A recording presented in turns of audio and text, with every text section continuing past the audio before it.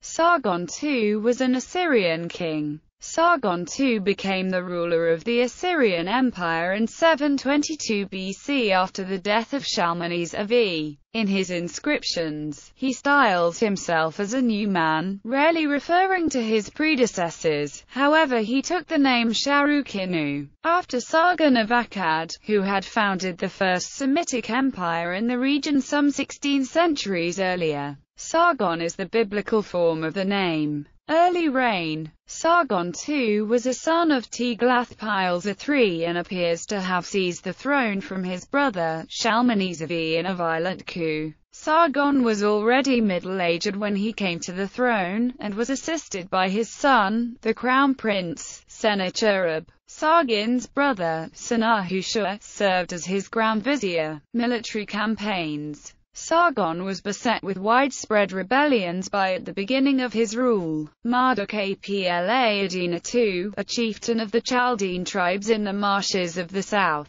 declared himself king of Babylon and was crowned king in 721 BC. In 720 BC, Sargon and Marduk-apla-iddina met in battle on the plains east of Babylon. Marduk-apla-iddina was supported by Elam. The Elamite troops were able to push back the Assyrian army, and he retained control of the south and the title of king of Babylon. In 717 BC, the Syro-Hittite city of Carchemish on the upper Euphrates. Carchemish was a small kingdom situated at an important Euphrates crossing. Sargon violated existing treaties in attacking the city, but with the wealth seized was able to continue to fund his army. In 716 BC he moved against the Manians, where the ruler Asa, son of Aranzu, had been deposed by Ulasunu with the help of the Urartians. Sargon took the capital Izirtu, and stationed troops in Parsuish and Karnergal. He built new bases in Media as well, the main one being Haha, which he renamed Kar-Sharukin. In 715 BC, others were to follow. Kar-Nobu, Kar-Sin and Kar-Ishtar, all named after Babylonian gods and resettled by Assyrian subjects. The eighth campaign of Sargon against Urartu in 714 BC is well known from a letter from Sargon to the god Ashur and the bas-reliefs in the palace of Ur-Sharukin.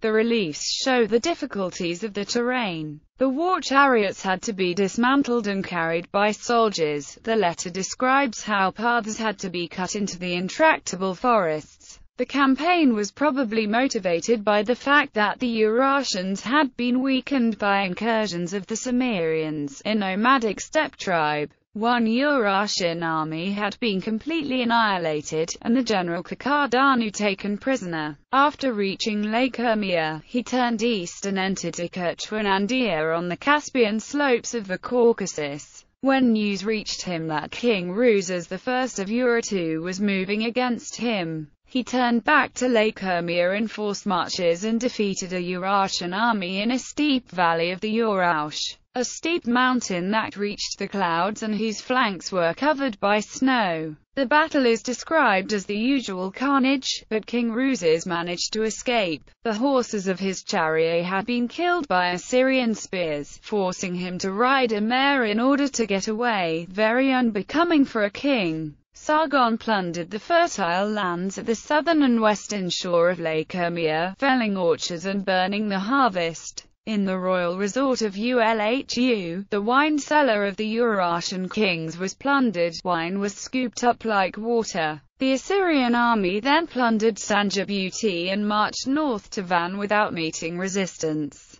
The people having retreated to their castles or fled into the mountains, having been warned by fire signals. Sargon claims to have destroyed 430 empty villages. After reaching Lake Van, Sargon left Urartu via Waish. In Habushkia he received the tribute of the Neri lands. While most of the army returned to Assyria, Sargon went on to sack the Urartian temple of the god Haldi and his wife Bagbati at Musizia. The loot must have been impressive. Its description takes up 50 columns in the letter to Ashur. More than 1 ton of gold and 5 tons of silver fell into the hands of the Assyrians, 334,000 objects in total. A relief from Dur-Sharrukin depicted the sack of Musizia as well. Musizia was annexed. Sargon claims to have lost only 1 charioteer, 2 horsemen and 3 couriers on this occasion. King Rusa was said to be despondent when he heard of the loss of Musizia, and fell ill. According to the imperial annals, he took his own life with his own iron sword. In 713 BC, Sargon stayed at home. His troops took, among others, Kerala, Tabal and Cilicia. Persian and Mede rulers offered tribute. In 711 BC, Gurgum was conquered. An uprising in the Philistine city of Ashdod, supported by Judah, Moab, Edom and Egypt, was suppressed, and Philistia became an Assyrian province. Conquest of Israel. Under his rule, the Assyrians completed the defeat of the Kingdom of Israel, capturing Samaria after a siege of 3 years and exiling the inhabitants. This became the basis of the legends of the lost 10 tribes. According to the Bible, other people were brought to Samaria, the Samaritans, under his predecessor Shalmaneser V. Sargon's name actually appears in the Bible only once, at Isaiah chapter 20 verse 1, which records the Assyrian capture of Ashdod in 711 BC. Campaign against Babylonia. In 710 BC, Sargon felt safe enough in his rule to move against his Babylonian arch-enemy Marduk-Apla-Iddina II. One army moved against Elam and its new king Shuturnihunta II to prevent him from supplying aid to Marduk-Apla-Iddina. The other, under Sargon himself, proceeded against Babylon. Sargon first moved against Dur-Athara, which he renamed Dur-Nobu, and made the capital of the new province of Gambalu. He then laid siege to Babylon, and Marduk-Apla-Iddina II fled. Sargon claimed that he entered Babylon at the request of the priests and civil servants. Babylon yielded to Sargon and he was proclaimed king of Babylonia in 710, thus restoring the dual monarchy of Babylonia and Assyria. He remained in Babylon for 3 years. In 709 BC, he led a New Year procession as king of Babylon. Marduk-Apla-Iddina attempted to flee to Elam, but the king forbade him entry, taking hostages from Uruk and other towns. He went to his ancestral city of Duodecon, which he further fortified by adding to the walls and digging a canal from the Euphrates to flood the surrounding area. In 709 BC, Sargon's troops gained a victory outside the city but could not take Duodecon, where Marduk-Apla-Iddina had fled. A negotiated settlement was reached whereby Sargon would spare Marduk-Apla-Iddina's life provided the city walls were demolished.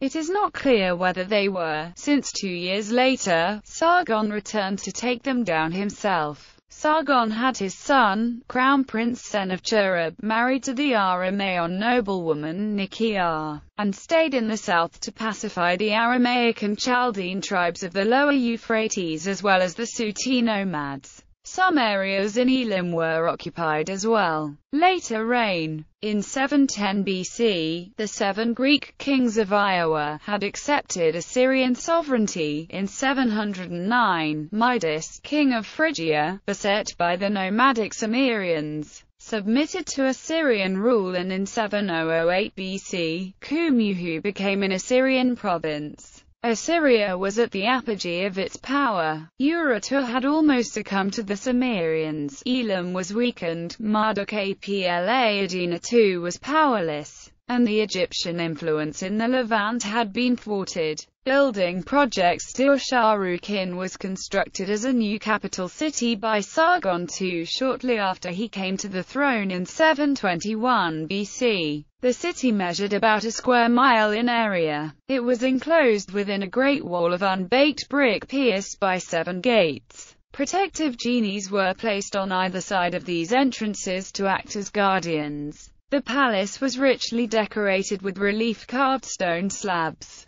The land in the environs of the town was taken under cultivation, and olive groves were planted to increase Assyria's deficient oil production. The town was of rectangular layout and measured 1760 by 1,635 meters. The length of the walls was 16,280 Assyrian units, corresponding to the numerical value of Sargon's name. The town was partly settled by prisoners of war and deportees under the control of Assyrian officials, who had to ensure they were paying sufficient respect to the gods and the king. The court moved to Dur-Sharrukin in 706 BC, although it was not completely finished. Death. In 7005 BC, Sargon fell while driving the Cimmerians from ancient Iran, where they were attacking Sargon's Persian and Median vassals. They later ravaged the kingdoms of Urartu and Phrygia, before being finally subdued by the Assyrians. Sargon was succeeded by his son Sennacherib. Treasures on camels' humps. Historical and literary studies from the ancient Near East presented to Israel Afal. Albert Tenike Olmsted. Western Asia in the days of Sargon of Assyria.